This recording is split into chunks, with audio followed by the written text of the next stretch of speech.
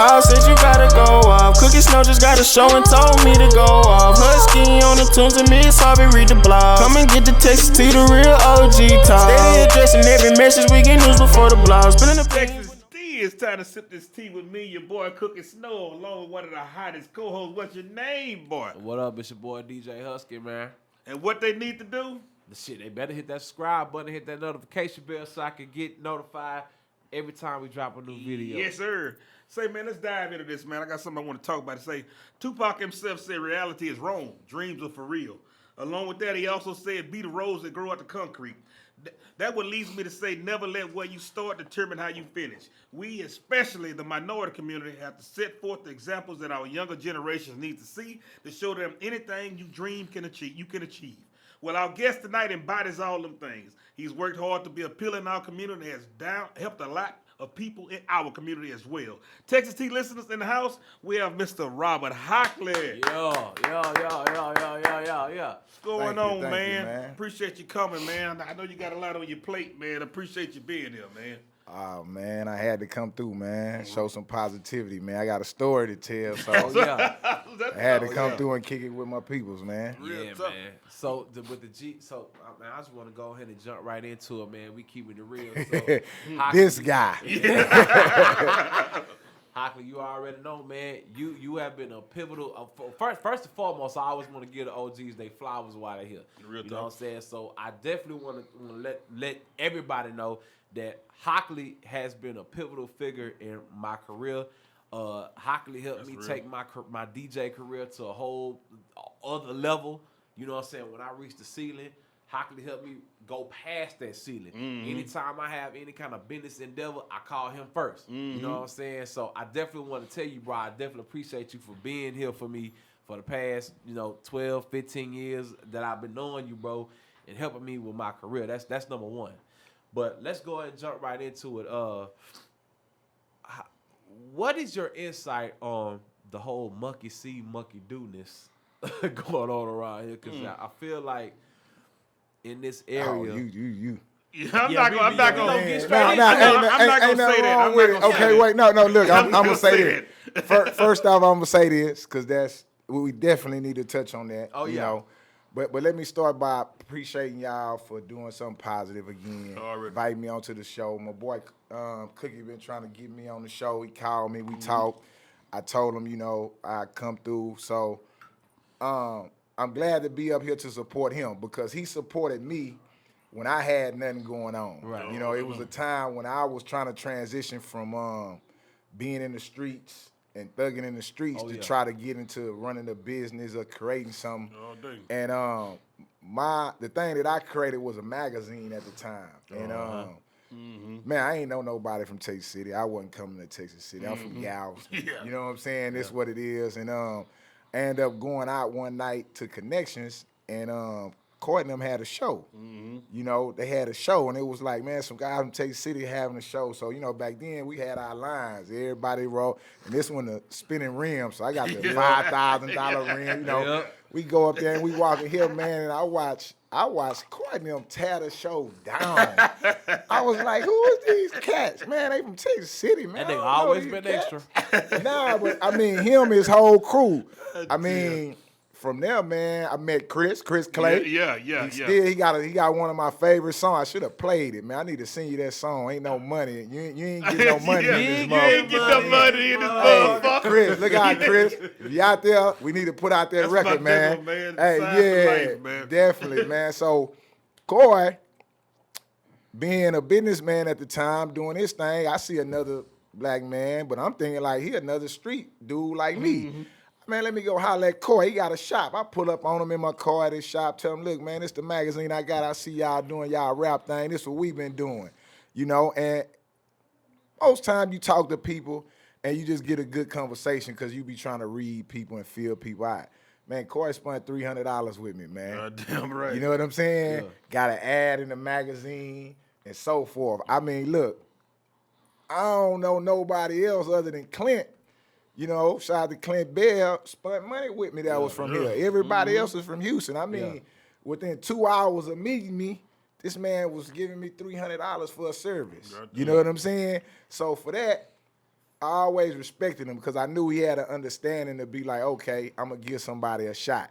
So, man, Coy, you always good in my book, already, man. man. We family, bro. Hey, I don't know if you remember that. I remember. But I definitely had to share that story I with you. appreciate You it, know what I'm man. saying? This before all the clubs or none of that. This was still jack 'em, shoot 'em up hockey. Yeah, you know that's what I'm saying? what I'm Yeah, saying. and he reached out. So, and I just want to say that. I don't want to be long with No, that. I wanna appreciate say the that, love, though, man. It's and- love both ways, man. But, I mean, and one thing I want to do, like Husky said about giving people their flowers, you can never give people too many flowers, especially when they deserve them, is that, man, you got a story to tell. The reason why you're so propelling to people is that because you have a story. Gotcha. That's why people follow you, man. Because you kind of like show people to where no matter where you start, it's not where you start, it's how you finish. Yeah. You know what I'm saying? I mean, because you done been there and it came up out there. Like I said about Tupac, the rolls out the concrete. Oh, you know what I'm saying? Yeah. But it's like, I mean, even with saying that, we're giving flowers. Man, I want to, real quick, off topic, but I want to give a shout out to a legend from out here. They put the legend to rest today, my boy Big D. Oh, all day you know what long, I'm saying? every Shout out day, to Derek man. Rim. Yeah. Shout out to the Rim family. The whole Rim Shout family, out to man. the whole Texas City. You know what I'm saying? that boy's a You know, legend, man. Coming in, I didn't know many people, but I got to meet a lot of real people like Coy, Big D, and just a bunch of people. So shout out to them. And that's what you're saying about giving the flowers. Well, with just the struggle in general, bro, you gotta understand that's just something instilled with me. You know, instilled with me from, I just want to say, my neighborhood. I know that's being cliche, but we always grew up. It was win, lose, or draw. Right. You know what I'm saying? Like it was never about the outcome. It's what you stood on. You know what I'm saying? Like even if it was wrong, we gonna stand on it. 10 toes down. I mean, that's just what it is. And Yeah. that was always instilled with me when I was coming up. Like, you know, it's just win, lose, or draw. So when I learned to apply that to business, that's what you see. You know, it's something, man, I know, man, you talk a lot all the time, but it's something I want to ask you. I never asked you before, but something I think the people want to know, too. And you already told your story. I mean, they already know where you went. They already know for a piece of your time you was incarcerated. We know that. You know, We all have been there. 80% of black Americans incarcerated. We done been It's what there. it is, But yeah. let me ask you, it's somebody probably never asked you. What was one of the worst thoughts you probably had and one of the most positive thoughts you probably had when you was jammed up? Man, to be honest with you, somebody asked me, have I ever had my heart broken? And you know, they got them little memes out like, have you ever been forget being shot? Have you ever been in love? Yes. Listen, man, forget getting your heart broken. Have you ever got your freedom took away from you? Do you hear what I'm saying? Real and I talk. mean, listen, that was that was just one of the worst experiences that anybody can experience. But experiencing that, I don't know, man. It's just a dark place. Yeah. You know what I'm saying? I got a call today from a friend of mine that got in some trouble, and he looking to, do some time. And it's just a dark place to be in. You know what I'm saying? And so one of the worst times was actually losing my freedom. You know Right. what I'm saying? I got And you. it was real dark. It put me in a very dark place. But at the same time, that would be the worst time. The most positive time, I would say, you saying in my life or just when I was going through the struggle? Yeah, we was going through the struggle. Oh, the most positive when I got released. got Ain't no doubt about it. Hey, it didn't nothing else. Oh, the mattered. day you heard. The day Hey, you yeah. heard. Hey, nah, look here, because you can hear it. Yeah, no, and you the- still don't think thinking it's gonna ain't real. happen. Hey, Yeah, I you got to got be you. quiet when Yeah. you hear it. You hear what I'm And saying? the right. crazy thing Hey. is, I watched this man's story in real time. Like he got out of jail, he wrote the book, he did the magazine, they did the Yeah. DVDs, I remember they that. did the movie, and then back though we took over the club scene. Man, First of all, that was epic. I'm gonna tell you real life stuff though, and people that don't know hey, this, I'm just that trying to was give you a epic, story. bro. That Man, was epic. I know that what you're gonna Dacaritas say. was I'm stupid. talking about Hockley just didn't stop, bro, and he taught me how to like You can't stop get though. it on a whole Nah, other but level. Can't in stop. saying that, I want to say this. I told a story about going to Coin, what he did. Yeah. You know what I'm saying? He participated in doing business with me. But on Husky end, man, I never forget this. I know Husky brothers, from being in the streets. I don't know Husky, right, at this particular time. Man, we doing our thing, man. We ain't have no business going on. This straight, you know what I'm saying? Hey, this straight Yeah. doing whatever we got to do, Jacket man. I mean, my season, yeah. highs is the trap highs. Yeah, like, real you hear what I'm tough. saying? I get a knock on the door one day. somebody knocking at the door. I'm like, hey, man, what's up? What's up, man? What you want? This Husky out here in a Food King uniform. I'm like, who is this dude? You know what I'm saying? So I don't know if you remember that. Food King from Texas City? Hey, he was in Galveston. Gal's not a Food King? Man, back then, it was it all Oh, I ain't know. Food King? What was Well, I it? used to work at Kroger. Kroger. Oh, okay. Kroger. I mean, how come on 18? Yeah, he knock on my door to the trap. Like, what's this? I'm like, what's up, man? What's up, man? What you want? You know what I'm saying? He like, nah, I'm just, hollering at y'all. I see y'all with the DVD. He seen us something, and he started talking to me about the music industry. And I was like, look, man, I don't rap.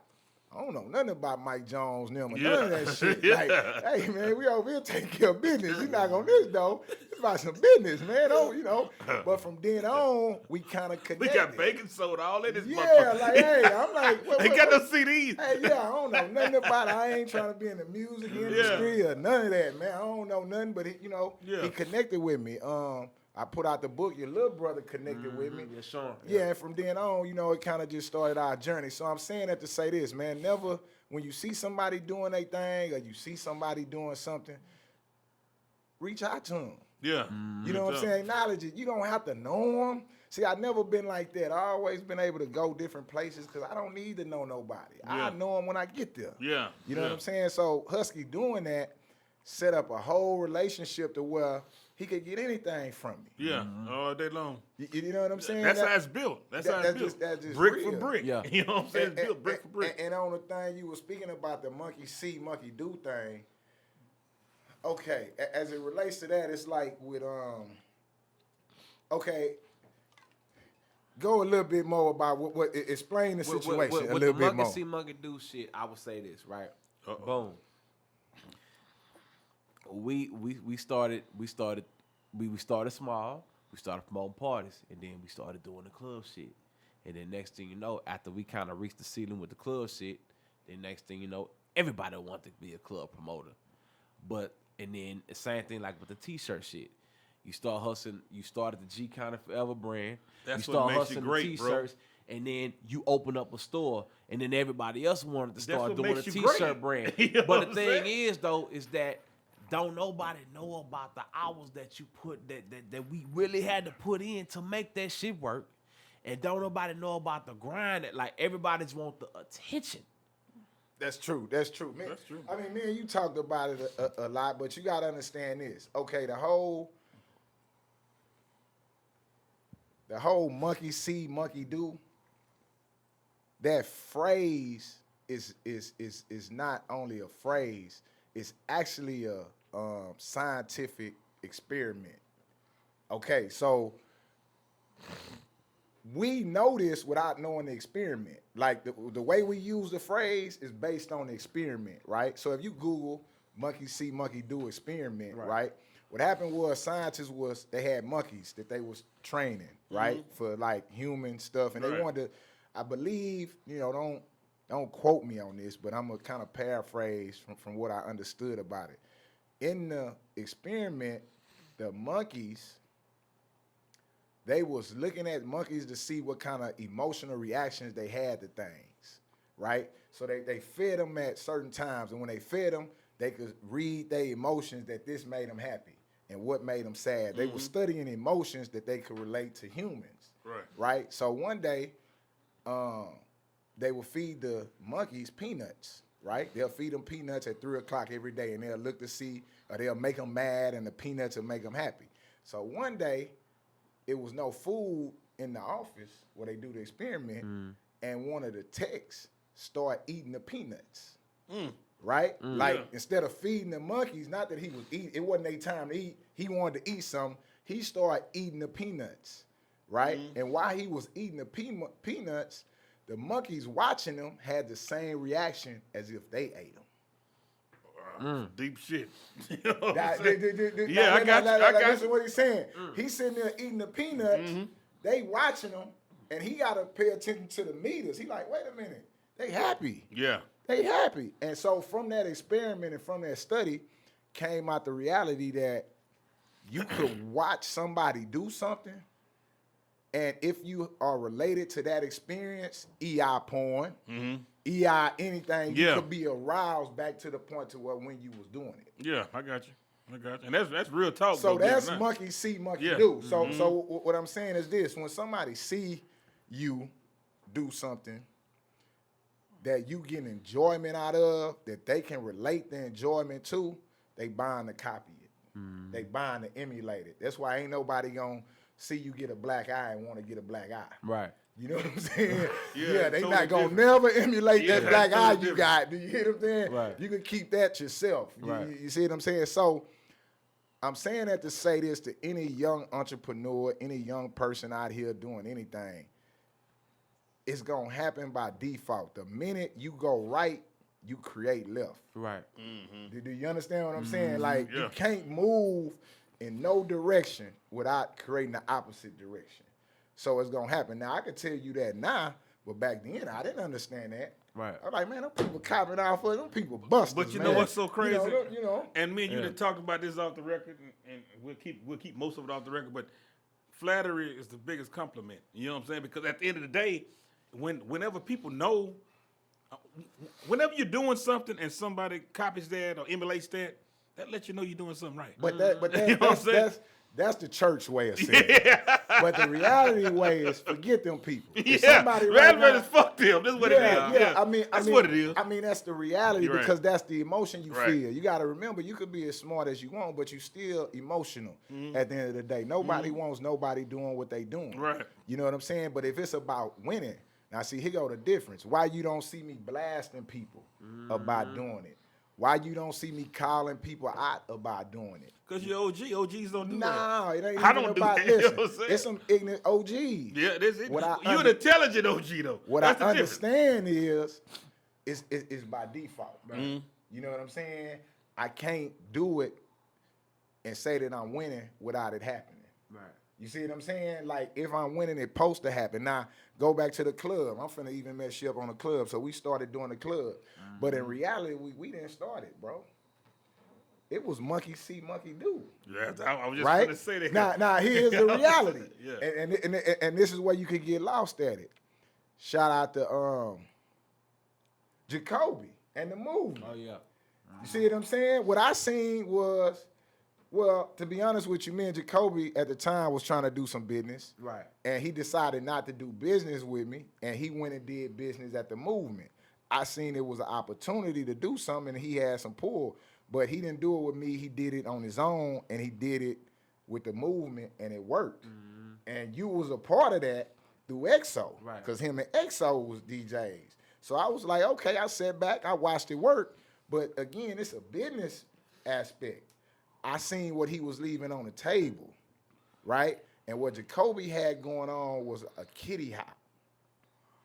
So he was leaving people that was 25 and up on the table. Right. So I came in to get the 25 and up Right. market. Now, it's easy to say it like that, but that was my approach. And I also seen that you wasn't the full-time DJ. I seen that it was EXO the full-time DJ. So I was able to bring you over, you know what I'm saying, and then explain to you what we gonna do and how we gonna do it. I didn't go after people that went to the movement. Right. You know what I'm saying? sure. Yes, but I definitely went into the market after the money. I'm here for the money, man. All day long. And one thing that you taught me was too that Husky, you can have all the attention, all the fame, all the popularity all day, but is that shit bringing the bag? Listen, That shit ain't the attention and the I don't do popularity, the the club fame ain't no giving more. you the bag. I don't do the club no more. Right. Because it's a cycle. You know, it's people still clubbing, but Right. it's just a cycle. I still know how to do it. But I said Transportation that, company. But I said we that went on to a different say money. this, Yeah, though. it's not about the attention. I don't want to be remembered as Right. Mr. Dacaritas. I said You that know to what say I'm this though, saying? like, but because why do you think people respect popularity more than they respect people who actually have success? Why? What is the disconnect? I with this? mean, it's not a disconnect. It's a how can I say it? We live in an age of consumerism. Right. Consumerism is about what's new, what's next. It's not about what's old or what's been there. You know what I'm saying? It's all about the new color Jordans that's coming out. Right. To hell with it. They could came be the out same last damn week. shoe, Yeah, it's but the it's a new new ones color. that's coming out. It's just the psychology of the society we live in. So what's popular is always gonna be fresh. Like right now, Drake hot. We want the next Drake. Right. Yeah, he hot. Yeah, he dope. But we want the next person. That's just the age of consumerism. Of us That we're wanting living in more. right now, right. We want more. We got it.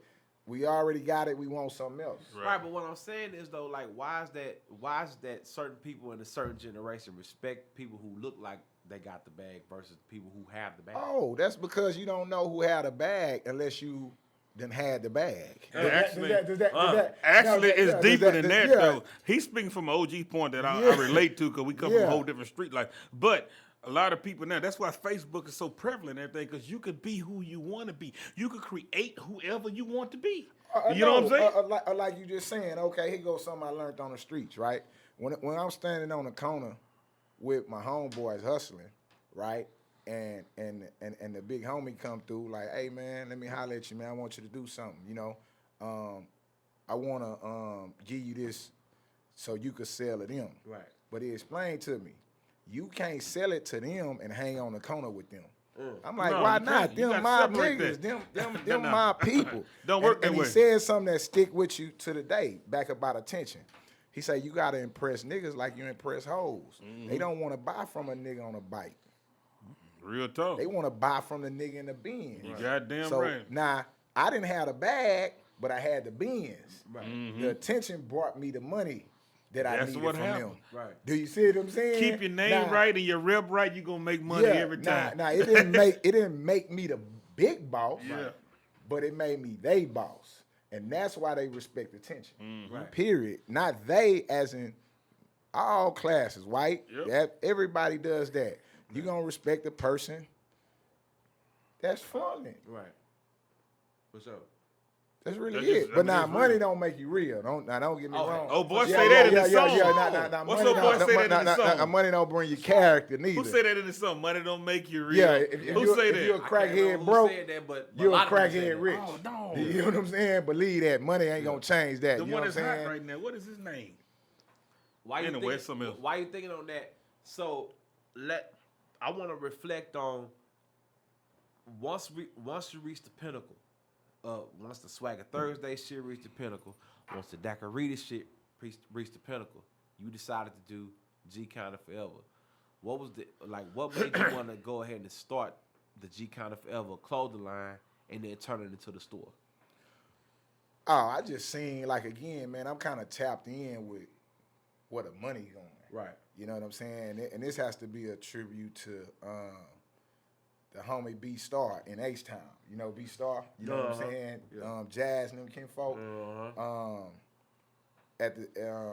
I was at one time I had the Island Boys and they was doing painted shirts where you had to paint on shirts. And I remember going to B Star house and getting 4 shirts from him. And me and him chopping it up at his house and he painting everything and doing all that. But then he came out with 100 hats, you know, and me just being up here and around people doing, I'm seeing all these 100 hats and stuff. And I'm like, man, where these hats come from? They got good quality. They got this. And it was B Star. They had moved from painting on shirts to actually printing on garments in a real way, in a way in which I only seen the quality of the stove, right? And at the time, you could only get that quality if you was producing a lot. But time had changed to where you could get that quality with smaller quantities.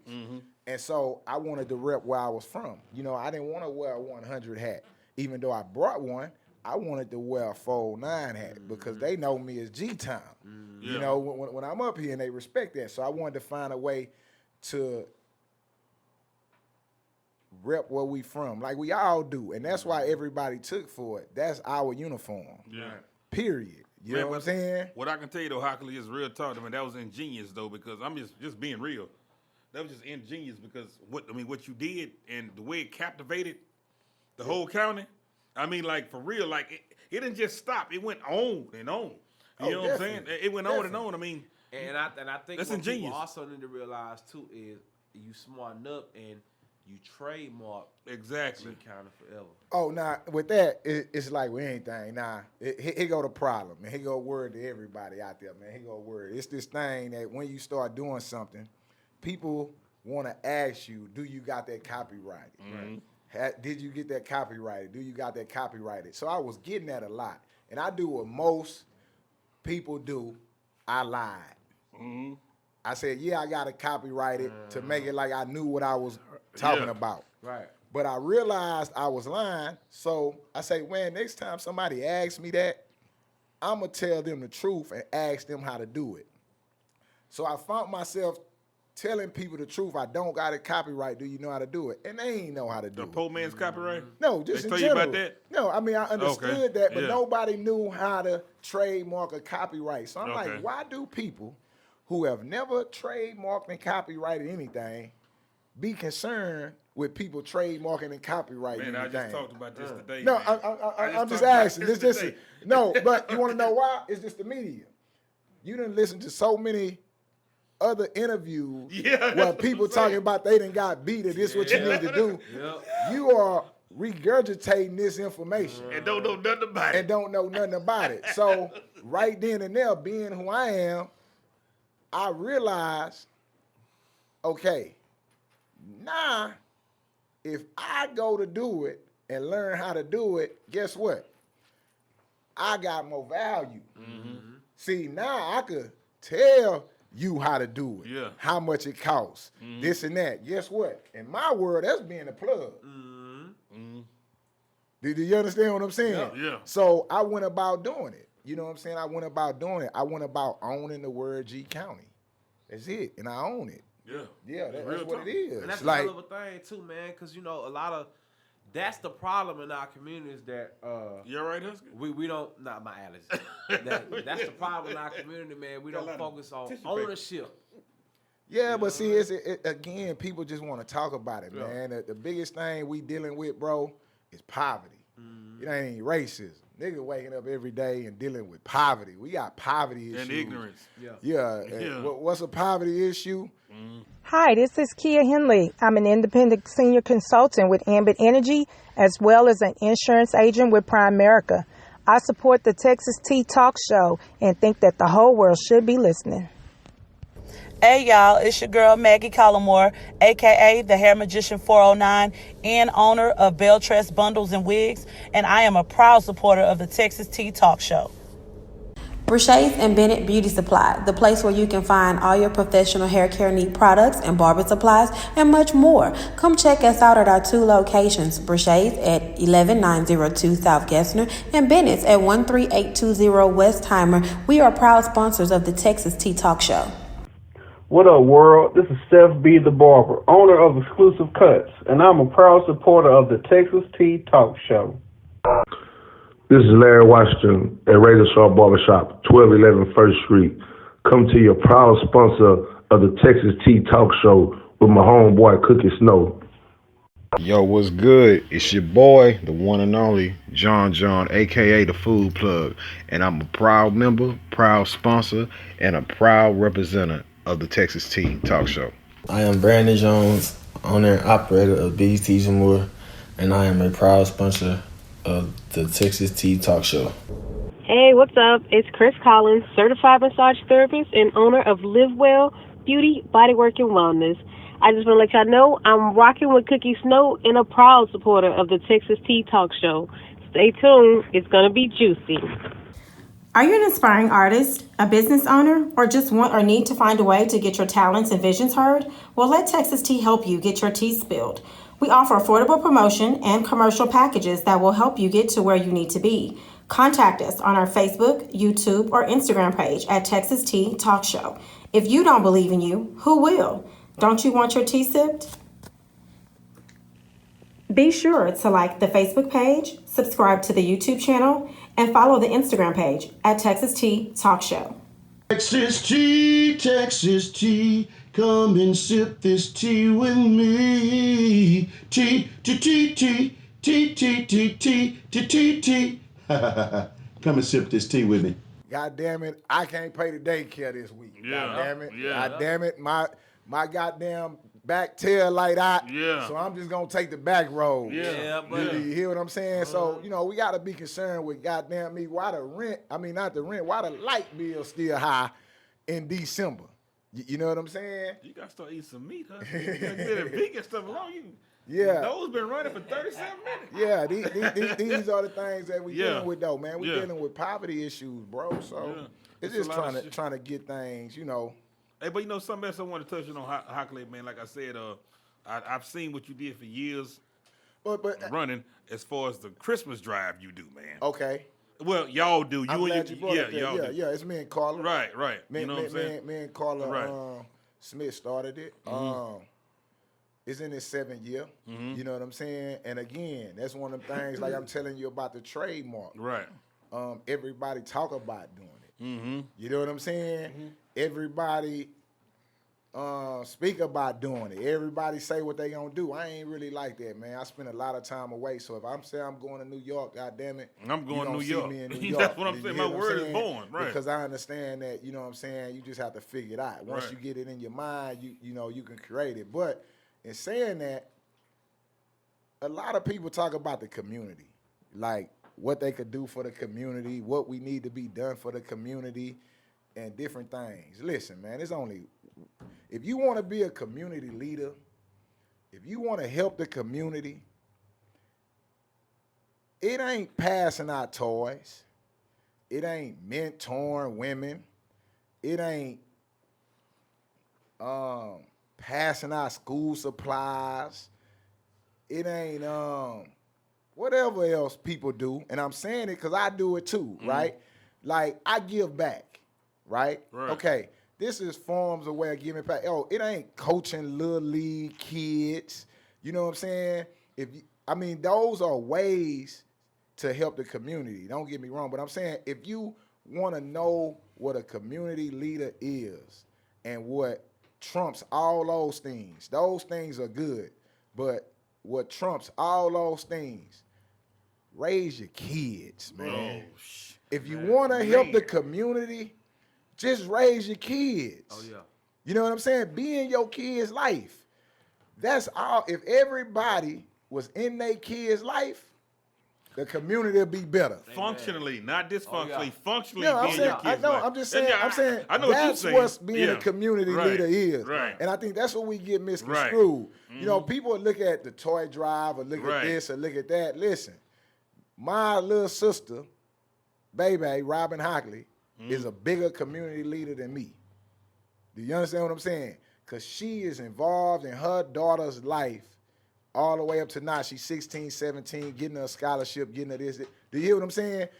That beats any toy I passed out. Oh, yeah. Yeah, I got you 100%. Do you hear what I'm saying? Talk. So when people be like, I do this, I mentor this, I do that, but they son or they daughter breaking in somebody's house somewhere. Yeah. Like, do you understand what I'm saying? Like, listen, man, the first thing before you do all that is make sure you are involved in your kid's life.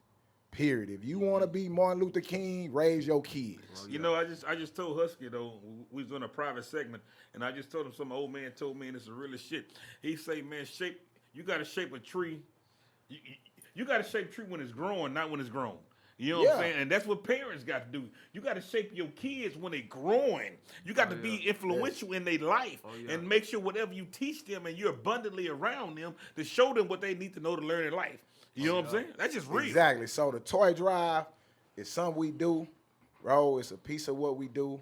It's something that I feel like is needed. You know what I'm saying? It's something that I personally feel like was missing in the community. You know what I'm saying? And we decided to do it. Big D that just passed away. Yeah. This was his 2nd year on board with us. We've been there 7 years. Him and the Hard Riders.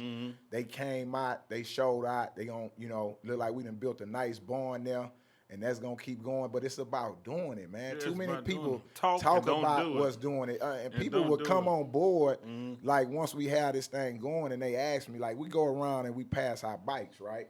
Now we go on Christmas Eve to 5 cities, right? Christmas Eve. We go to 5 cities. We go to Galveston, Lamarck, Texas City, Hitchcock, and Dickinson in 5 hours. and pass out toys and bikes and stuff. No sign up, whoever out there getting served. I don't care who out there, right? Okay. People will come on board, the community leaders that haven't done this or not doing this will come on board and say, hey, we want to get on board with y'all. We want to work with y'all. All right, fine. They'll get on board. Right. They'll come and they'll say, we got a question. Why you only go to, okay, like this Texas City, right? We go to PAX, right? They say, you are alienate people by going to PAX. You need to create more stops, right? I say, nah, please understand something. They like, yeah, well, it don't seem fair that you just go over there and don't go over here. I was like, that's what we got to understand. See, the first problem is it ain't nothing fair about this. Real talk. Did you hear what I'm saying? Yeah. Like, I'm not saying that to say that this is negative. I know what you're saying. I'm letting you know that, listen, this is our thing. Yeah, what we do. Yeah, the question you need to go ask what you gonna do. Not only what you don't do, but why they don't come over here. Yeah. Like, see, you asking me, you already trying to liquidate what I got and mix it with what. Yeah. Now, the problem is it ain't nothing over here. So I'm going to create an unfair system that direct funds over here. And the only people got a problem with that is people in our community. You know what's so crazy, Hockley? I'm going to take you in a whole nother chapter because I like this conversation. Yeah, do you understand what I'm saying? This completely lost on what fair is. But now, I'm going to switch the whole conversation. I want to get your dialect on the whole political thing that's going on. What you got to say about the whole political thing going with Trump and with all this that he's doing over there with the? Oh nah, man, I'm finna make this short and sweet for y'all. Listen, shit. Nah, listen, man. Let me explain something to y'all. One thing we ain't gonna do is waste our time in life. Look. So what we said ain't got nothing to do. No, with that. That's what I'm finna say. But I gotta say it in a way that you can understand it. Yeah. If raising your kids is important, managing your time on this earth is the most important thing you can do. Right. So what we talk about ain't gonna fix nothing. No, now listen. Yeah. Not even that we gonna fix nothing. I'm just trying to give you a perspective. Anybody in here know where I ran at? I don't. Now listen, they done told me it's in the Middle East. Now I gotta ask another question. Where's the Middle East at? I ain't never been there. I don't know. You understand what I'm saying? When I get on 45 and get on vote shake, no exes say I ran a Middle East on it. Do you understand what I'm saying? Yep. I'm saying this to say that you gotta stay focused on what's in front of you, man. And what I just said listen. earlier. Iran, Iraq, Middle East, or whatever. Now, if that's the man name at the corner store, then them the only people I know that say they from over there. Do you understand what I'm saying? Yeah. So what I'm saying is, when they come on the news and say breaking news, President Trump just blew such and such up. I don't know such and such. I don't know what such and such did to get his ass blown up. I don't know if President Trump right. No, I'm just saying this is how my mind relates to it. You telling the truth though, bro. This ain't my business. Yeah. Now don't get me wrong. If it's World War III, it affects you. Yeah. If it's shit, if a hurricane hit, it affects me. But I'm not running to the Bahamas to convince the Bahamas to stop the hurricane. Do you understand what I'm saying? You gotta understand, I ain't never been to a war that they in. I don't know nothing about it. I don't know what they got. I don't know how to fight it. All I know is if they bring their ass on Vauche Monday through Saturday, 11 p.m. to 8 p.m., they could get a shirt. Do you understand what I'm saying? You got to focus on what you got going on because you can spend a lot of energy on shit that don't lower the light bill. And just like I told you earlier, the United States and the messy bitch have one thing in common. They always worried about what going on in other people's houses. Now listen, with me saying that don't apply for you. That don't apply for Husky. That don't apply for America. Wanna know why? Y'all make y'all money on these conversations.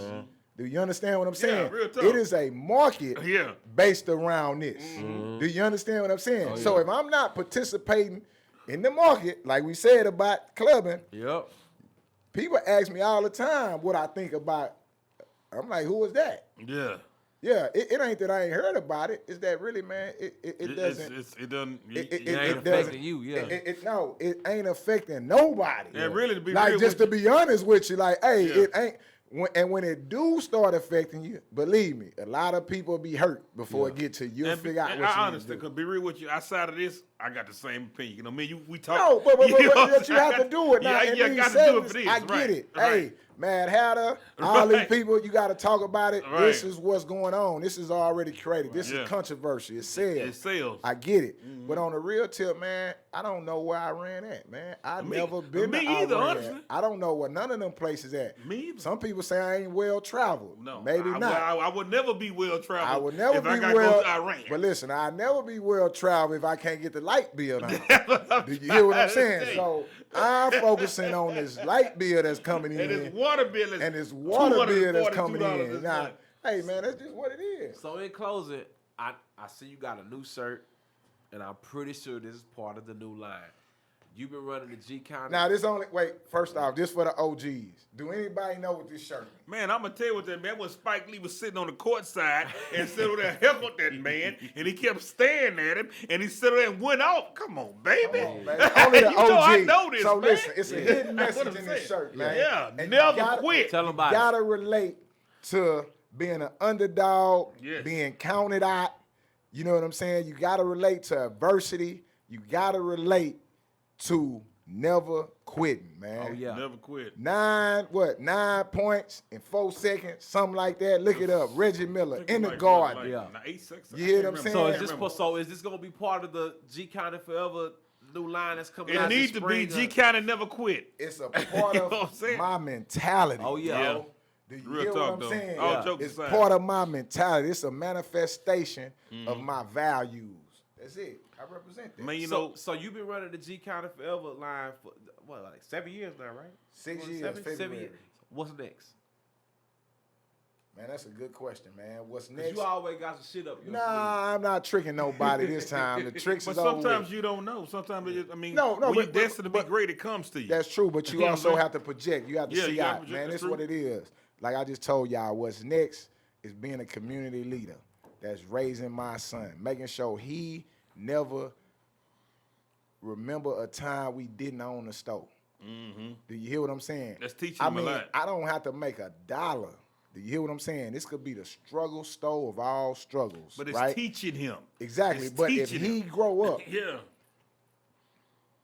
in a store environment, knowing that all we did was a store, he ain't never got to worry about meeting Pablo. That's what I'm saying. You hear what I'm saying? He say my daddy did it, I can do he this. ain't never fucked Pablo, fuck El Chapo. Yeah. You know what I'm saying? Look at here. We right here hustling, straight out the mud, and this what it is. So my goal with the store is just to keep it going, keep elevating, keep being an inspiration. Like my boy Nip say, the greatest what? All day long. The greatest human act is to inspire, man. There he is. So, hey, so we gonna keep inspiring. We gonna keep doing what y'all doing here on the show. Yeah, definitely. and we gonna make sure, right, that hey, man, we just motivate people and keep moving forward. So I encourage everybody, anybody, man, just go for it, man. You can't. Only way you lose if you don't try. Oh yeah. If you don't try, man. This man been doing this for a while, man. In different formats, but the same thing. He's trying to make it happen. One thing I can say about this man here, he has a passion for talk shows and to talk. This man here, I always told him he had a voice for it. Now he get in his way and run y'all off the dance floor every now and then. Because he's so opinionated. You know what I'm saying? But in this environment here, maybe he'll be able to thrive. So, man, I think we just got to keep going, bro. That's it. Just keep networking together, man, to keep everybody's dream alive. That's all we can do, man. So I want to, but before we close, both of you guys, can you please speak to the people who watching this on the importance of ownership? Man, my partake on that ownership is everything. You know, a lot of times I tell people all the time, you know, people think that just because you own your own business that makes you rich and all that type of stuff. No, that just give you some type of how can I comfortability? Right. And comfortability means is that it's the difference between the word said you're fired or you're closing down. If you're working for somebody else, you get laid off or fired. If you're working for yourself, I mean, hey, you might go out of business. Right. You know what I'm saying? But you got that comfortability a little bit to where, hey, I can kind of do it my way. But society teaches us to where, and this is what the government teaches us, that you can't make it when you work for yourself, or you're a fool when you try to work for yourself, and all this type of stuff, because they don't want that. They want clones. You know what I'm saying? I mean, that's really what they want. They want clones. You know what I'm saying? But I tell anybody, if you really got a plan and a perfectly, I ain't gonna say perfectly, but a well thought about it and strategized plan, go for it. Because at the end of the day, what you gonna lose? Oh yeah. If you don't make it several times, they go get your job or whatever. But if you believe in something and you really got the skill and everything else and the banking behind you, go for it. What are you losing? Right. Man, definitely. For me, man, I think this what everything Coy said is right and exact. When you say ownership and when we speak of ownership, I own this, I own that, I own this. I think in this society, the word is taken out of context, right? It's almost like a toddler mentality. Like, this my toy. So when we want to own something, we want to say it's our toy. We want to say I own the G County store. Right. No, ownership is one thing. Responsibility. You know what I'm saying? It's right there. It's responsibility. Yeah. Do you hear what I'm saying? That's first. Now, don't get me wrong. Everybody ain't equipped for responsibility. What does responsibility mean? Stress, heartache, losses, failure. So listen, even like here when we doing this show, I'm gonna assume you own the show, right? He got Husky in here, right? Sharing your platform, right? He got two other people in the back here, sharing the platform. Do you feel slighted by him owning it and you not owning it? Not at all. You have acknowledged he's taking responsibility to set this up, right? Right. And everybody in here has acknowledged that, right? So with ownership becomes the responsibility of creating a team of people with you, man. You know what I'm saying? If you own your own thing, you know, if everybody in here own their own podcast, nobody will get no work done. You goddamn right. So hell of what looking, but that's a hey, do you understand what I'm saying? So as it relates to ownership means one thing. Listen, you can have 100% of nothing. Do you hear what I'm saying? Oh, yeah. And see, that's the thing. A lot of people got 100% of nothing to say that they're an owner. Yeah. You know what I'm saying? That's crazy. Ownership is taking responsibility. Coy is responsible for the rent. He's responsible for the lights. He's responsible that we come in here and talk on these microphones. He's responsible for these things. That's what ownership entails. That doesn't make Coy better than John that's doing the engineer part. No. That's saying John is not responsible for that on the team. On the team, he's responsible for the sound being clear. And that's how you grow. That's how you work. Yeah. John don't have to own his own podcast to be like he in control of ownership. Listen, man, ownership is only reserved for those that are willing to take responsibility. People want to be owners of zero. I don't want to be the owner of zero. I don't want to own 100% of nothing. Talk. I don't care to own zero. Do you understand what I'm saying? So whether you working, whether you're an entrepreneur, whether you part of a team, be a part of something that you passionate about that you can help grow. If you don't own it, it's saying you don't want the full responsibility of it. And that's something you have to grow into. Hustling taught me how to be an owner. Struggling taught me how to be the owner. You know what I'm saying? That's how it works. It ain't being fly. It ain't being on a Facebook post. It ain't looking like you doing something. Right. You know what I'm saying? That's called 100% of zero, bro. Like, what you own? Nothing. You know what I'm saying? People be talking about, I'm the owner of whatever. Okay. 9 times 10, they ain't got a DBA. That's no disrespect because the DBA $15, but hey, they got the $15. 25, man. 25. They went up. Okay. They got the $25 DBA. So yeah, you the owner of a $25 DBA. That's what you own. You Do you hear what I'm saying? Get out there losing that ownership means you a boss. Ownership means you have responsibility over all these bills that come in. And hey, it ain't all what it's cracked up to be, man. I wish somebody would come on this here. Do you hear what I'm saying? Let me work for this. These bills come running in. These bills run every month. Hey, now listen. You know what I'm saying? That's what we say, Jay-Z, Rock Nation. Guess what? He got fronted $150 million. I want somebody to come help me. I don't want to be the owner. Why you bullshit? I want to own T County Apparel and I work for you. Please, hey, please. Why you bullshit?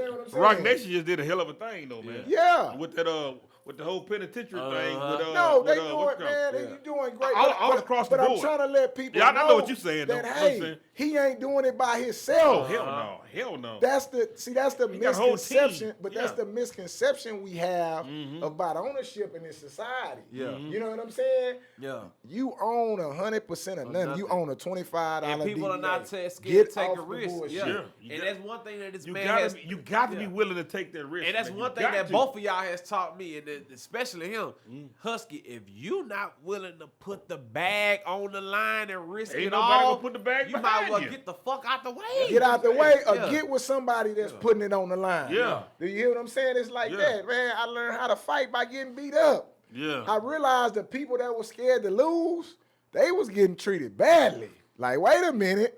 I might have to take some of these black eyes because I don't want to be over there. Right. Well, you hear what I'm saying? Like, hey, so you said a mouthful. If you don't want to lose, then get with somebody that's willing to lose. That's willing to lose for you. The Jay-Z story. Say the most brilliant thing we did was that we didn't quit.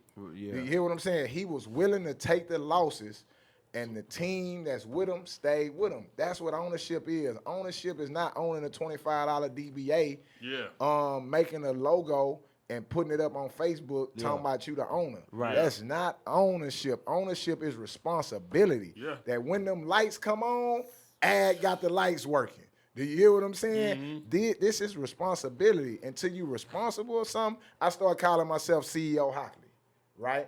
I thought this was a dope moniker. You know what I'm saying? But it wasn't because I was the owner. It's because I was the janitor.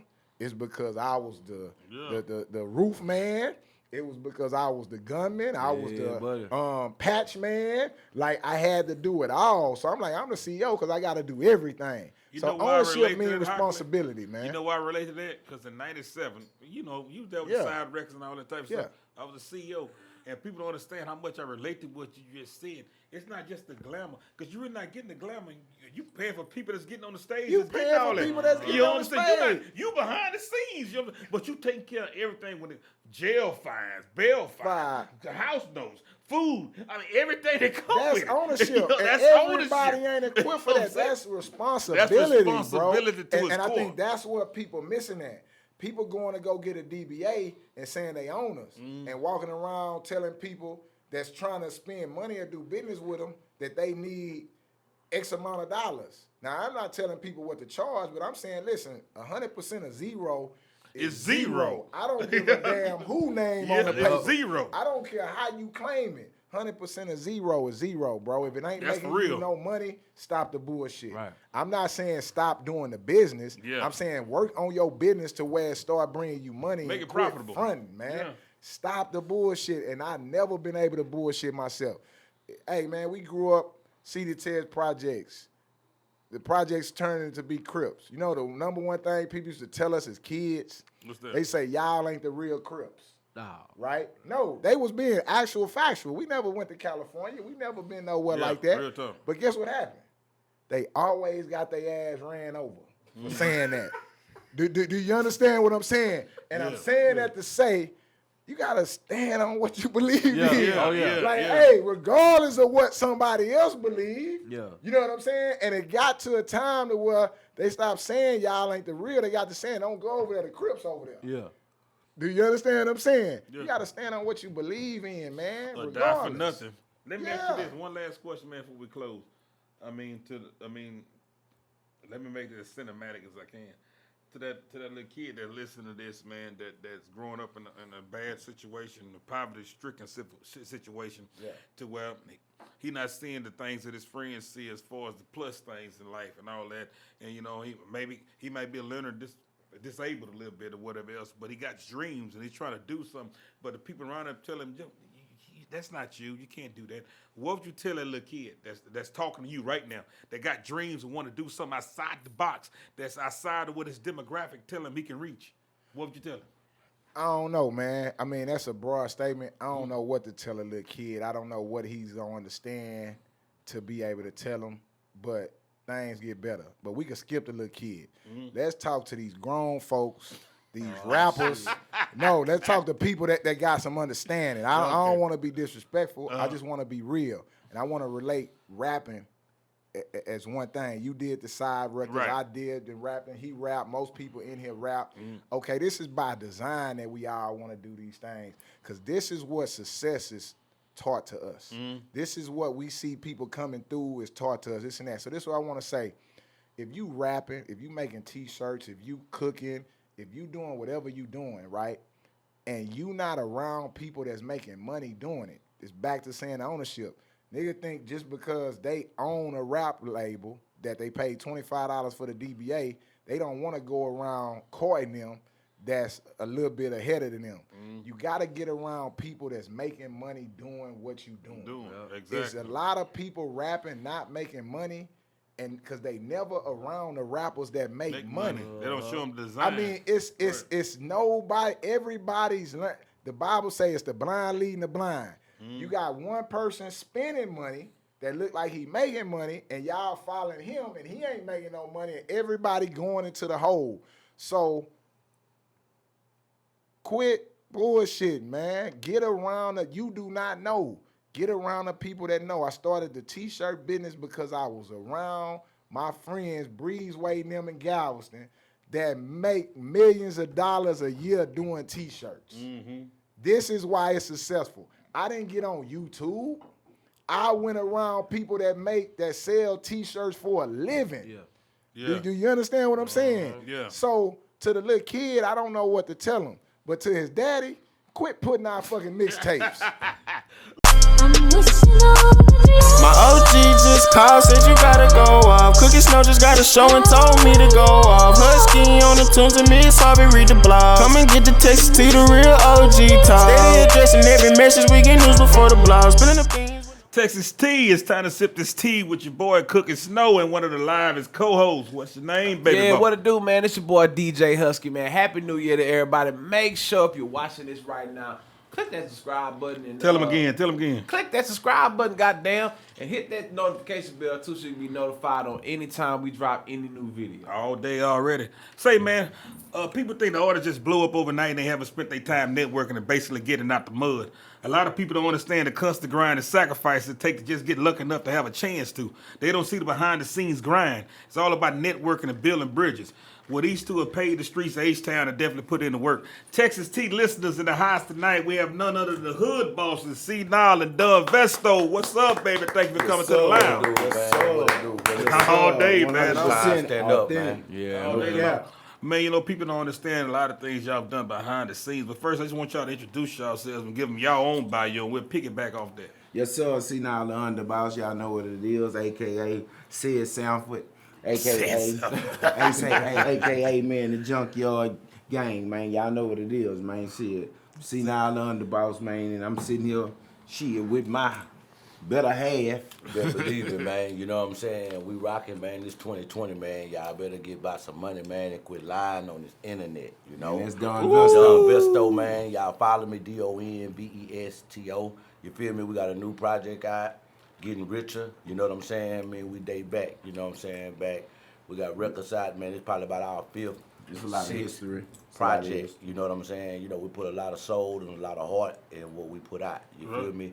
So it's like, you know what I mean, right now the game is saturated. You feel me? You got a lot of new artists coming out, you know what I'm saying? Much love to everybody, but see, now it's like, it's quantity, you know what I'm saying, over quality. So many different artists and different genres out here right now, and we sticking to the code.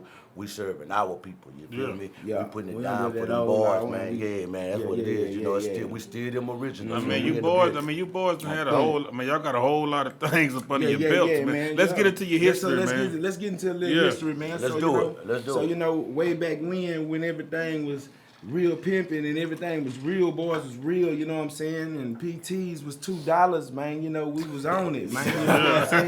That's a long time ago. We was on it, That's man. a long time ago. We was on it though, you know what I'm saying? R.I.P. MOE, man. You know, Big Mo saw what it was. We was over there at Rec Shop. No D, shout out D-Rick, you know what I'm saying? Shout out to the Red Shop family, you know. That's family forever. Like, shout out Tight Eyes. In that movie, the film, it was like The Dirty Third. The Dirty Third. I jumped in with, you know, on the second part of that. A lot of people don't know. Much love to Rick Shop. A lot of people don't know. I was supposed to play it on the first part. I was supposed to be D-Rick's son. But I caught a case on Scars. So you supposed to be Mario? And the Mario took my place. Yeah, but see, didn't I tell you though, that's my family. That's how he got that part. Okay. A lot of people don't know that. So I they caught shot, a case on Scarsdale. So they shot the 33rd before 1999 or they shot it in 1999 or 2000. Yeah. And then it's a part 2. Yeah, they got I seen all then that. there's a part 2. So using he's the in part second 2. Okay. He's in part 2. Yeah, because they got part I know 2. Iron Mike is in part 2. Yeah, Iron Mike. Yeah. He from down there. Mike, that's my boy. That's I grew up with him, man. Wild boy. Real nigga, man. Wild boy. Look at He had that. the long braid. He had his out tabs back in the Oh, braid. shit, okay. Shout out Iron Mike, man. I got real both of them talk. hoes on DVD, so check it out. Yeah, man. Yeah. Yeah, man, but you know, But that was just dating back, our man. roots run deep down here. Right, and see, we was doing both sides. Like, you know, you got cats like, see, back then, you know, it was coming off of that north side, south side type beef thing. See, a lot of these people in H-Town right now, they don't see that. They don't know that. All they know is what they being told. Right. But see, back in them times, Back see, in me them and this times, we cat, couldn't even cross. from the You north. was not supposed to We from come the north. across. But with look, braids. we was on the south side, you know, breaking bread with. See, we was Southsiders always was about showing love. Right. We And see, showing love. That's where the name come from. Hood bosses. We was able to go to any hood and still be bosses. Well, one thing When just we got was, there. as because you know I was a youngin growing up when the whole north side versus south side thing was going on. Right. You know the south side was was the players. Player side. And the north Now side side's was the supposed to be hustlers. the Yeah, jackals. the jackals. Jackals, yeah. You know what I mean? So But what? what was it that when the gap got bridged and I'm gonna tell you how the gap got bridged though. A lot of people don't know. You got a lot of Northsiders will say the same thing as Southsiders. I'm not going over there. To this day, they still say that. Oh yeah. But So- you got some that get around people like us that influence them, and they be like, "Damn, y'all got it going. It's live over there." Let me ask you this. I mean, so what do you think somebody like Slim has done to bridge that gap? Well, see, Bridge. Well, Slim didn't understand that he was just going along with what was going along, cause Mario brought him to get in the movie with him. See what I'm saying? They was tight like that. That was then. That's their story. But you know, wherever one went, the other one went. You know. But he doing a lot to bridge it. too though. Like when you But know, that when bridge came from us. Yeah, he doing. Right. But he doing like working with artists from the other side. You know what I'm saying? Oh, yeah. After a while, it was like it's cool over there. Yeah. It was cool. I mean, even You us. met everybody. That's why we went. You know, cause we was on the north. You know, and we grew up where it was grimy, where it was hustle. You know, it's all muscle. But at the same time, I was. But we got always started on the some south. player shit. We got started So on the south a we long went time to the ago, south. and I got to go ahead and say that, man. I know I was about 15. Gusto could have been about 14, 13, man. But shout out to Point Blank, man. Original Point Blank, man. Yeah. Shout out to Reggie, man. Cause see, I'm tell you something, man. There was a club called Bone Shakers on Cross Timbers, man. He came and he seen something in us long time ago. Yeah. Point Blank was hot then. Yeah, that's SPC. Yeah. The whole South Park Coalition. Yeah, that boy, that man. That's, he rode with us he when we brought, was teenagers. He rode with us You know? when we were teenagers, and he then the whole family just took us in. Yeah. All the way to Dopey, Egypt. His little brother was even living And see, that's the there, thing about the 38. South. The You know what I'm South saying? always took us in. South always took The us South in. always They seen accepted real. us, man. That's when everybody was at Big Time Records. Oh yeah. See, Yes. look, Oh, look, wow. look, Right. that go back. Right. That go back Wow. to. That go back to when Pimp C was over there. Right. Tell me something good. Yeah. Yeah, that go back He way went all the back way back, when. man. Yeah. That go They still back got way the back studio when. again? Yeah. That go back to Maestro. Yeah, that's love. Well, That's now they moved good though. That's when it was It's good. still over there. Yeah, it's still over But there. on the old Not the original. That Not would've because been torn Big down. Time had a studio when King. Big Time had a right. yeah, and he's still doing his thing and King Finio. So King man, let me Finio. ask you this: so coming from the north side, man. So how was it accepted when ESG and Slim Thug bridged that gap and they got Let me tell you that? something. That was nice for us because see, to me, it was like this. They met at the movie site. It was like look, the north side. So south side, somebody wait, had to hold stop on. that So beat. so when the dirty, when they was shooting the dirt, Dirty man, what's Third Bronx. so by the car, by the house came from that movie. After that movie, a lot started progressing because everybody started meeting everybody, and it was like, man, they cool. Right. It ain't what So we once thought. once them two did that track together, it was on. Did, like it was able to do well, shows over so there. was it over with? Like the North versus South was it over with? Right To be after honest that? with you, to be honest with you, it was like this. It always was North Side artists working with South Side artists. Before Slim and E did their thing. It's been going on. Right. You know what I'm saying? It's only a selected few on the hating type of mix. There's only a few of them hollering about I ain't going to the South. Right. There's only a few of them hollering about I ain't going to the North. But if you notice, there them was the ones not always getting money. players. It was always players that was working together, North and South, looked at it like it was H-Time. So y'all OGs that seen this shit and lived this shit from the start to when it was over with. So for the people who did not grow up in that era, like me, John, you know, we grew up in that era. But for the youngsters that don't know, what was the issue with the North Side? Well, versus here's South the side? issue. Here's the issue. You could tell who was from where then. See, now you can't tell. But then, if you had a big afro or you had braids, bro, you ain't got no business on the South. The South was real clean cut. Starchy, archy. Oh yeah. Ball fade. Oh, Sean yeah. Kemp ball fade. Oh yeah. You had one They side. say Sean Kemp ball. Nah, He went old school with that. Sean You Kemp had ball one fade. side that was glorifying. See, we come from this side on the north. We were glorified, and I say The we, hustle. and I say we because that's where I was from. But what I'm trying They to were find out is glorified. why did the North and the South, like, why didn't they like each other? I'm finna give it to you. Yeah. The north side was glorified. It was more like the hustle, the muscle, The money, struggle, the the struggle. robbing, the jacking, the hustling. We was on some straight G street shit on the north side. You couldn't come out there with no Just be bullshit. real and let's get You it. gotta come out. Now the south was on some player type shit, baller type shit. Niggas on the south side, you can get a slab and you will help him get one.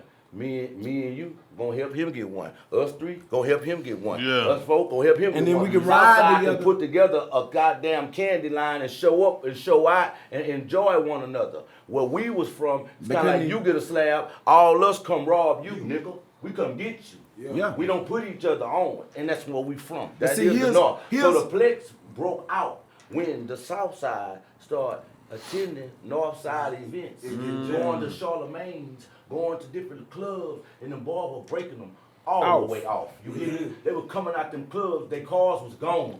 Their swingers was gone. Yeah, I heard Their about that. rims was gone. Yeah. Everything was Heard gone. about Southside niggas, they hated it. They didn't like that. Didn't like and it. I felt them on that. So because that I'm shit. like, damn, So that's what it So the come stories that I've been hearing all this is true. Like Well, if the South well, Side say- nigga wait, go to wait, the wait, the wait. North Side and they come Wait, out and wait, they wait. swangers was gone. Wait, I'm telling you, I'm but giving this you is the this game. is That's a why part of they the say game. Fuck them niggas from out there and fuck that man. This nigga a part of ain't the lying out game. there, They fuck boys, blah blah blah blah blah. This You is a see part what of the I'm saying? game that a lot of niggas didn't understand though.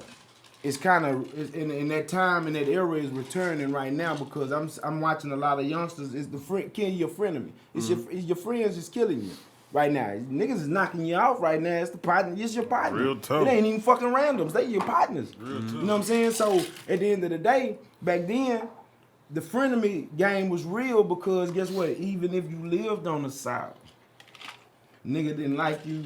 You know, Third Ward and South Park ain't really get along. Yeah.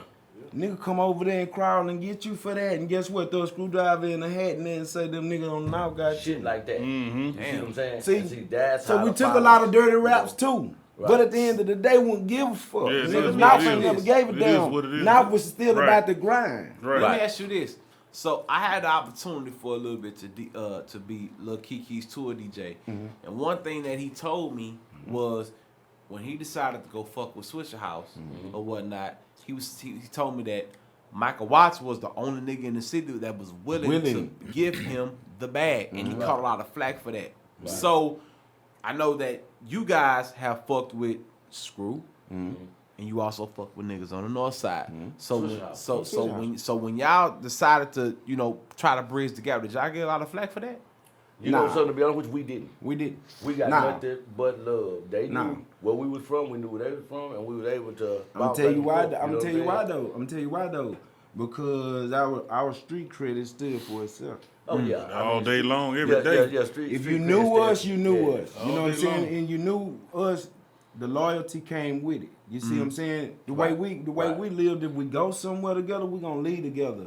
By all means, bro. Yeah, it always been loyalty. By all means. Yeah. See, with us, we international niggas. It ain't never just been out no. We didn't care about no geographical We don't give a damn about no gangs.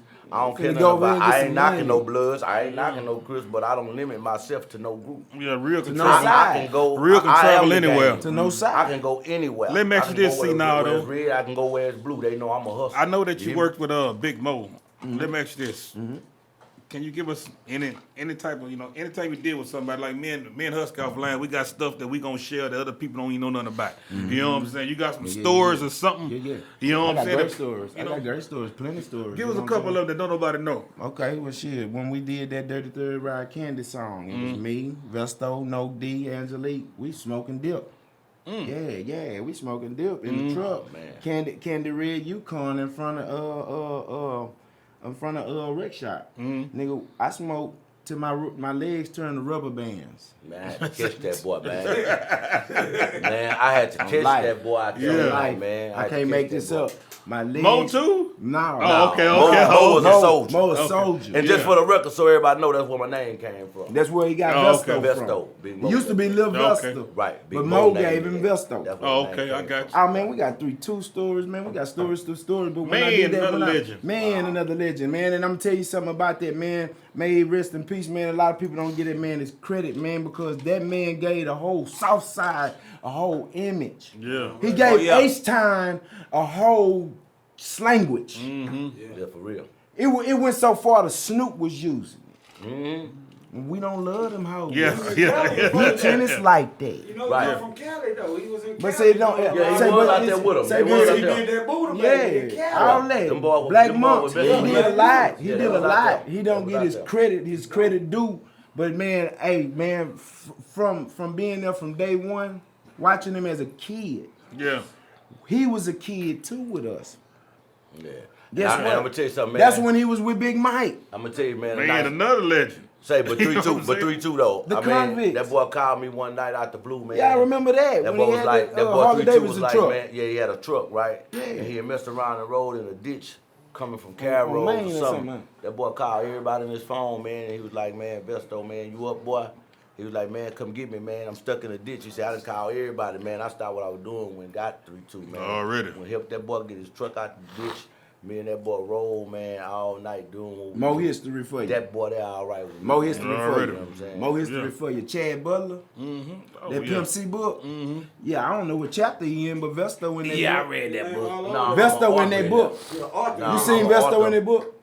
No, I'm an author in the book. I actually was blessed to be able to go on like I want to say like maybe a 2-week tour with Pimp C, and also was and Pimp C actually gave me a lot of game. We used to see Pimp. We used to see Pimp because that's all he did was gave you game. Stuff like that. You see Pimp and Emmett all the time. That's all he did was give Pimp really was like, I'm on West Time and some form. Like he wasn't lying. Like, he was really on West Time. See, we met him. Me and him, we met him actually out here. Oh yeah, for sure. He really was in Emmett all the time. Nah, yeah, he was out here on these streets. But see, we met him out here. Yeah. You know what I'm saying? We met him. It was like we was over here by like one time. It was a studio called One Time. Studio out here by Milby. By Milby High School. And that's where we actually met him. Jermaine Dupri was up in that. We rolling with Al D. Right. You know, Screw Brother. Right when Screw had passed. It was a riff going on, and everybody was showing love. We rolling with Al D. So with LD, you know, we was hitting studios, going to different places, and you know, they was like the pimp in there. I'm like, pimp up in there, but you know, don't disturb the session type, Right. you know, deal with what's going on. They got A, B, C, D studio in there. And I'm in there like, man, what studio? I'm in A. And I say, what y'all tell me? You telling me pimp in there?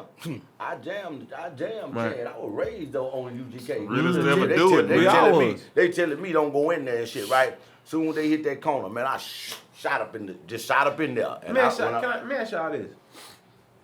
What do y'all think the problem, like from OGs who did it from the Southwest wholesale game, and a lot of kids don't know about that. Old school. That was the only I took it back. distribution. That was a distribution. What do y'all think the issue is $9 now a CD. to where like, cause I feel like all these other cities like LA, Atlanta, New York, they have their own movement, and then Houston kind of had their own movement for about 2 years, and then they allow everybody else to kind of run off with our swag. If you think about it, everybody else is kind of jacking from the Houston swag. Of course, they have all now, I will say that you know you got the Maxo Creams, you got Sauce Walker, Megan Thee Stallion, and all they doing their thing. But what do you think the issue is at this point to where Houston don't have their own, you know, it's not as strong as an Atlanta or New York or LA. Yeah, they don't want to work together. Let me give it to you. South was on, Houston stood together. Yeah, Houston more on instead of eating, they want to compete. Houston want to compete instead of eat with you. They want to compete with you. That's the mentality of H-Town. You feel what I'm talking about? So do you think it's a disconnect between the H-Town OGs and then the younger ones that's coming up? Yes, I believe it is. I believe it's a disconnect with that. The disconnect with that is that the young G's don't listen because they feel like, nigga, that shit you talking about was then. You know what I'm saying? And you, nigga, look at you. It's how a lot of kids look at nigga like, I don't want to be like you. See, the truth of the matter is they was not able to lead that culture. Right. They was not able to, whoever they may be. You feel me? Just up to you. It's like Pac. Pac led a culture. He was able to get He was the movement. You understand what I'm saying? He was was able to get in these young mind and make them move to what he was saying. That goes to show you by this disconnect between the OGs and the youngsters wasn't feeling it. But do you also feel like it's an issue where, because when back in the early 2000s, you know, it was easy for y'all to just go to Southwest Wholesale, and they, you know, you kind of told them, okay, this is how many CDs I want. You sell that many units and you get a check. Right. So do you think it's a disconnect between, because a lot of OGs are not, they kind of stuck in that time. I'm gonna tell you what they used to do it out the trunk. No, now with the digital age, I'm gonna tell you what a disconnect is, because me and them about the same age. I'm telling you what a disconnect is. When we grew up on real music, UGK, Scarface. Right. I'm talking. They telling you real life data. They telling you stories, and you understand every word. Right. Oh, yeah. Nowadays, you catch certain hooks and certain beat sounds. Right. You probably know the whole song. You know, and that's their style. I mean, just like all people said the same thing. All people said the same thing about our thing too. But back in the day, that shit was real shit, man. Right. I still remember what I was doing when I heard the first time "Pocket Full of Stones." I'm gonna tell you something. You know what I'm saying? I'm gonna tell you something that I say this to this day. The only reason why we still fuck with this music is. Hi, this is Kia Henley. I'm an independent senior consultant with Ambit Energy, as well as an insurance agent with Primerica. I support the Texas Tea Talk Show and think that the whole world should be listening. Hey y'all, it's your girl Maggie Collmore, aka the Hair Magician 409 and owner of Beltress Bundles and Wigs, and I am a proud supporter of the Texas Tea Talk Show. Brushays and Bennett Beauty Supply, the place where you can find all your professional hair care need products and barber supplies and much more. Come check us out at our 2 locations, Brushays at 11902 South Gessner and Bennett's at 13820 Westheimer. We are proud sponsors of the Texas Tea Talk Show. What up, world? This is Steph B. the Barber, owner of Exclusive Cuts, and I'm a proud supporter of the Texas Tea Talk Show. This is Larry Washington at Razor Sharp Barbershop, 1211 1st Street. Come to your proud sponsor of the Texas Tea Talk Show with my homeboy Cookie Snow. Yo, what's good? It's your boy, the one and only John, aka the Food Plug, and I'm a proud member, proud sponsor, and a proud representative of the Texas Tea Talk Show. I am Brandon Jones, owner and operator of BT Jamur, and I am a proud sponsor of the Texas Tea Talk Show. Hey, what's up? It's Chris Collins, certified massage therapist and owner of Live Well Beauty, Bodywork, and Wellness. I just want to let y'all know I'm rocking with Cookie Snow and a proud supporter of the Texas Tea Talk Show. Stay tuned. It's going to be juicy. Are you an aspiring artist, a business owner, or just want or need to find a way to get your talents and visions heard? Well, let Texas Tea help you get your tea spilled. We offer affordable promotion and commercial packages that will help you get to where you need to be. Contact us on our Facebook, YouTube, or Instagram page at Texas Tea Talk Show. If you don't believe in you, who will? Don't you want your tea sipped? Be sure to like the Facebook page, subscribe to the YouTube channel, and follow the Instagram page at Texas Tea Talk Show.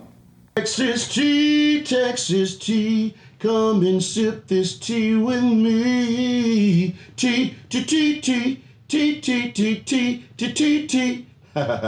Come and sip this tea with me. Because we have fun with this shit. We don't count on this shit, man. You know what I'm saying? It is what it is. We have fun with this shit. When this shit ain't fun no more, we quit. Yeah, you stop doing it. Right. But at the end of the day, it's fun. So you know what? But I it's see fun, what he's saying. and it's fun. And we cater to our fans. You feel me? So it's we like, cater man, to our fans. Shit. You know what I'm saying? And that's one of the main reasons why we keep going at it, because you know they love it. They love it. But like he was saying, the disconnect in a lot of the old heads that really a lot of the young ones can teach. See, you can learn both ways. Man, I thought that the commercial would. You learn a lot from a fucking dummy. Yeah.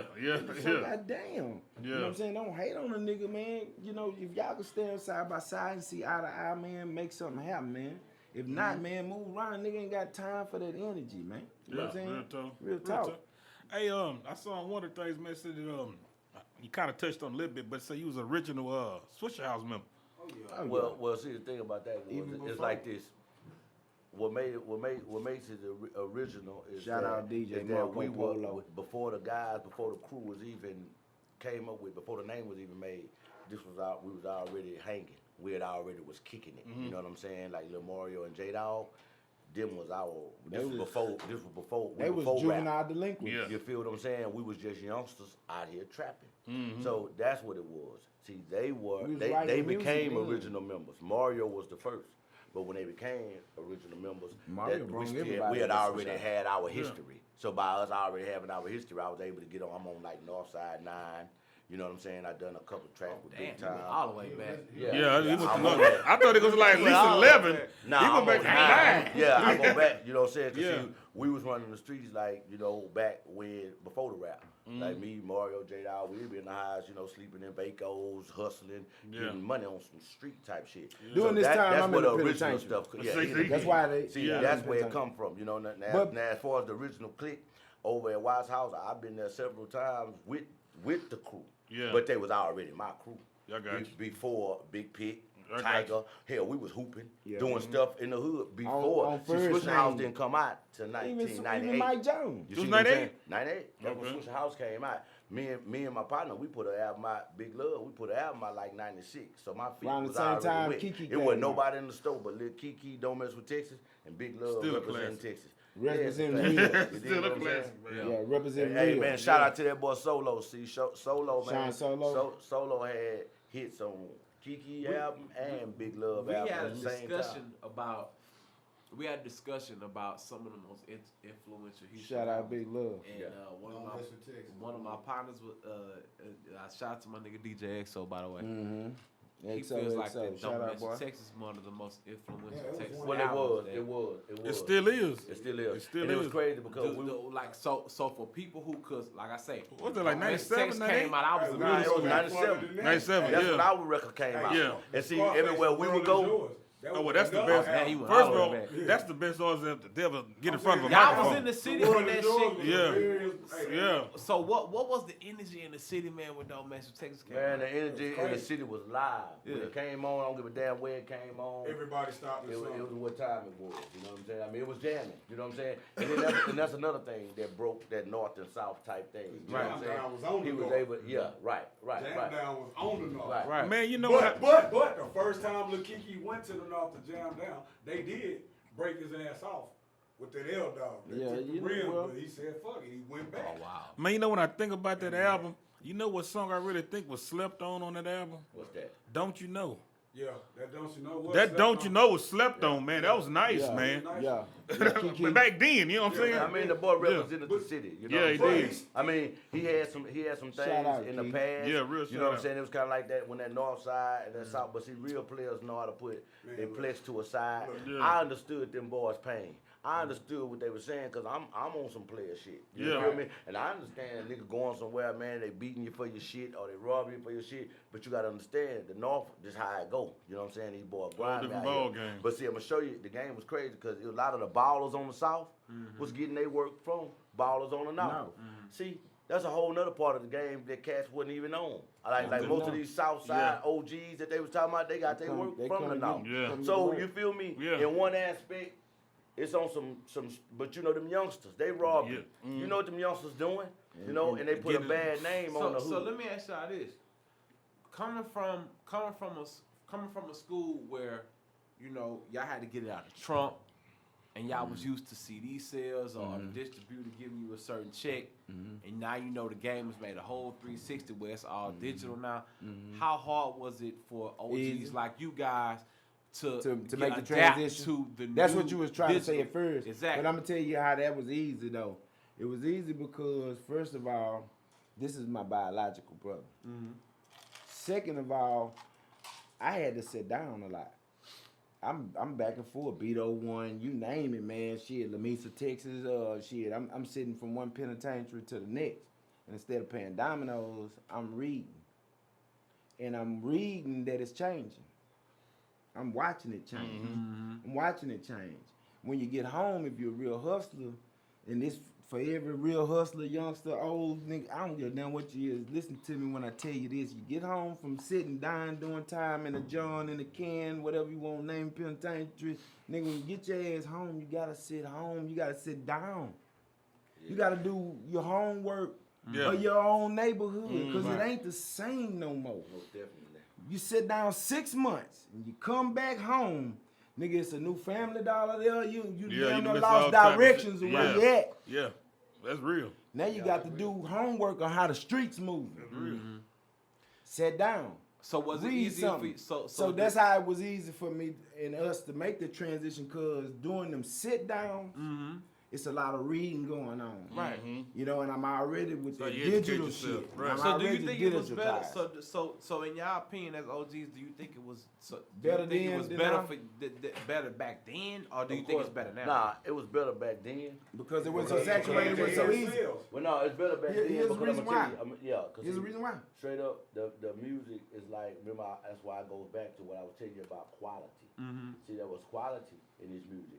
Boys wasn't gonna spend their money on you and bet on you, and you know, if they didn't think, right, if they didn't think you had something, you had to really have something to have a label to stand behind you. Right. You had to really have talent. You had to really have skill. You had to really be built for this. Now this new wave era, it don't matter who you is. You can go to Fry's and buy all the electronics. You can go have a studio in every room. See, back then, You make a I can studio hear right your- here I can for hear less your- than I can hear $300. your Yeah, album, real stuff. and I can That's real tell stuff. you That's where it. you recorded it. Right. You either went to Cheryl, you went to J2, J Fresh Studio. You did what I'm talking about. These are the You spent money though. you feel me? Spend some money. We knew where you went based on your sound. You go to Maestro's. See, in Houston, there wasn't that many studios you can even go. It wasn't that But many then I'm rappers. gonna tell you what it You was. dig what though. I'm saying? Tell you Now, what that was. there's a studio on every Let me tell y'all corner. what that was, because when they was recording on analog. That's a whole different sound. You right. Right. Oh, now watch this here. Watch this. That analog though, when they was on reel. On them reel. It looked like projection reels. Right. But you notice the difference in the you know the difference in the quality of music though. Yeah, Going from that's that it. analog. That's it. That No, that's analog. it right there. That's it. That's a lot of the sound that we go for. Mm-hmm. But let me tell you something I though. would say That machine costs so much money. I would say it's a double-edged sword because as far as sound quality is concerned, like the engineering and the way that the vocals sound now is better than bro. What it is, it's quicker. It's easier to do. Right. I mean, you can do everything quicker on technology. Computers. Well, because like for instance, when you I'm gonna give you a prime it was example. more work. When you listen if you listen to an old school masterpiece CD, like let's give an example. Ghetto Dope. Ghetto Dope was a wonderful album. That wasn't analog. But if you compare Ghetto Dope to if you compare Ghetto Dope to maybe a Drake CD, but Ghetto Dope wasn't analog. That wasn't analog. That wasn't analog. That was still digital. But you know, watch this here. I'm gonna show you a real live. Well, yeah, let me show you. Master P was still recording on analog. No. That was digital. That was digital. In '97. Yeah, that was early digital. Early digital. I'm talking that was early. Early digital. Let me give you some game on analog though. Who we was recording with and didn't even know who the hell we was in there with. So we going downtown to this white dude hot dog recording. There's some shit in the back of his house back there. Yeah. I'm talking about all the way live plush. Got one upstairs and downstairs. 48 tracks, the big boards. You know, analog. See, back then, analog, just to track one sound, you had to track that whole sound out and then almost listen to it for about 2 hours. And they'd leave the studio, come back. Man, it took us 3-4 hours before we even touched the mic. Yeah. So it took longer to mix a track back yes. then. Watch this here though. Watch this here though. This is the difference, and you can go back and when you get time, you listen to it. We didn't know who they was, but it's H-Town in here with us. We leaving out, H-Town coming in. Yeah. Somebody rocking good love. Yeah, we don't even know what time it is. We don't know what's going on. We young 15, 16-year-old niggas. Right. But they got it going down. Walking around here with young six-packs. I feel so good. Getting it in. They were getting it in, bro. That shit was analog. And if you listen to it back then, say, man, the music sound good, it was man. Better. Hey, let me ask y'all this here, and respects for time. Let me ask y'all this here. With the way the music game going now, who are y'all into? Who y'all listen to? Y'all in your car right now? Listen to 93.7. Only person that's really in my car right now is after we check the resume. I ain't gonna lie to you. One of my favorite right now is the baby. All day long. I hope the little nigga stay out of trouble. That nigga real though. Because at the in Mo 3 from Dallas. That's another. He turned a nigga to a convertible. Yeah, That's what the baby said. Yeah. Put your nigga top back. I dig a nigga that really don't want them problems, man. But if we go there, then I'm go ahead and take you there, and we gonna get that in and out the way, man. You know what I'm saying? And keep it street, keep the resume straight, man. With me, man. Then, cause I don't want to hear when they little niggas talking about bang bang shoot 'em up, man, and all that shit. And you ain't even done 24 hours on a ticket. I don't want to hear that, bro, cause you don't know what fuck you talking about. You just talking about some shit that you just dreamed of and put out, you know, and it's all sounding good. That's fine. The next man saying. Yeah, and the next man saying, and it's the new thing. You know what I'm saying? What about you, Vesta? Man, I'm on some straight. I'm for the underdog. So in my car, I'm listening to the boys that's out here that's putting in the work. That ain't getting their rightful due. The ones that I like them too. Artists, I ain't too much focused on that mainstream. The ones sticking out the mud, I got you. Right, you get where I'm coming from. See, my thing is this: I listen to music, but when I listen to music, especially if I hear one of these cats talking this trapping talk or talking this street talk. See, before I listen to you, before I put you in my car, I have to get your resume. That's what your brother said. So I need to know where you from, and if what you saying matches up. See, I'm from the old school. We wasn't studio gangsters. If you come in here and this is what you spitting, you had to be about that. You did what I'm saying? I don't give a damn how much talent you had or how good you spit.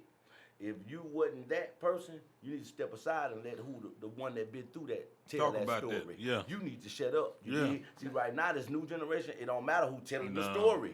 There's nothing real about that right there. I knew what I'm saying? You know what I knew? Telling stories about other people's lives. This one I knew the new generation got fucked up. For it. When I knew what I'm talking about, that's back crazy in the day, to me. we had slabs. I mean, and I used to tell people. I told them this a long time ago. Yeah, Back in our day, when you on some elbows, that mean you own it right now. You might not be on it next week, but right now you own it. When we bought them swingers, but you had to be somebody. when we bought them, nowadays you see, I mean, for the rim. you see swingers on Corolla. It's no grind to it. It's no. You right. That's why I'm saying. That's why I'm telling you. Hold on, let me tell you. Back then, if you roll swingers, they was 10 grand. Only one man in Houston made them. So if you had, we call them dead. No, lady off Cullen. Where we used to go. Mr. Taylor was the man with the patent. Okay. He was the man who made the swingers, bro. You had to go to him and get them made. Dead man rims. We call them dead man wrong. Dead man rims. Boys run up on you, man. Kill Take you their by life. Hey. Wait, you mean to tell me back in the early 90s, early 2000s, them hoes was 10,000? No. Let me say it better. No, they wasn't that high then. You can put your price on it. Let me tell you That's something. how raw it was. It was hard to get. Let me tell you something, man. Let me tell you something. The pattern was gone. Yeah. There was no pattern. They weren't making them no more. Krager made the only them way to get them, motherfuckers, bro. was from out the street. Krager you had to deal with the niggas on the street. Krager made them bitches. So when Krager folded, if a nigga real live pulled up on swingers, he really did have money. Yeah, he was somebody. That's what I'm telling you. Because I know now, you know. And he had to have a gun. Right. Let me give you some game right now, and I was telling you this. I was telling Vesto this on the way here. I'm one of the only niggas I know to roll swingers for the longest. I've been on about 5-6 years on the Benz. And I'm gonna tell you why. Most niggas, they get them swingers. Don't get it fooled. That price ain't what it used to be. But right now, that price is still to a fact where peep nigga. Nah, it ain't just anybody can buy them. The pattern is back. And it's only popping. But listen what I'm finna tell you. Niggas still can't afford to ride on them bitches like that. Them tires is $300, man. My tires $300. The Vogue's $300. Tires cost more than the rims. How do y'all feel about people putting swing? Because man, swinger abuse. We gonna call this swing abuse. It's called a swing abuse. I seen it. I swear to God, bro. 5 days ago, on the dead homies, I seen a dude with an old school Ford Ranger, like a 1990 something Ford Ranger, and that bitch had swingers on it. That's an ugly ass. I'm picturing that shit in my head, man. Now, yesterday, Kia Altima. Yeah. The car. A Nissan Altima. No, the Altimus. Yeah, Kia. Nissan Altima. No, Kia Optimus. Yes, Optima. Boy had some 15-inch G24s. So for the people who don't know better, do not put swingers on everything. So for the people who don't, because niggas do be putting swingers on everything. So for the people who don't know better, what do you put swingers on? Really? Slabs, man. Slabs, I'm gonna tell y'all like Hold on. Wait a minute. I'm gonna let them talk y'all, then I'm gonna tell y'all. 85. It's a front wheel drive 30 spoke. Yeah. Basically. It was true. You know what I'm saying? It was true and bold. Yeah. We had 85. Yeah. I'm gonna tell y'all like this, man. Y'all from H-Town, man. Y'all from H-Town, Texas, boat up on any goddamn thing. Whatever. That's why I'm gonna tell you. You in another city, then you can complain all day. But while you in H-Town, boat up on the motherfucking tractor. It represents the city. If you boat in up on the tractor. Boat on the bus. Hey, on that note, hold on real quick. RVs, I say, man. Boat that bitch up. Boat it up, baby. I saw on the too. Hey, yeah, I saw that too. Boat it up. On this note, man, I want to tell y'all, man, hood bosses, man, I appreciate y'all coming. Oh, yeah. Much love to everything y'all doing, man. Y'all some real G's. I'm glad y'all been getting your story out, but I'm glad more people heard y'all's story, man.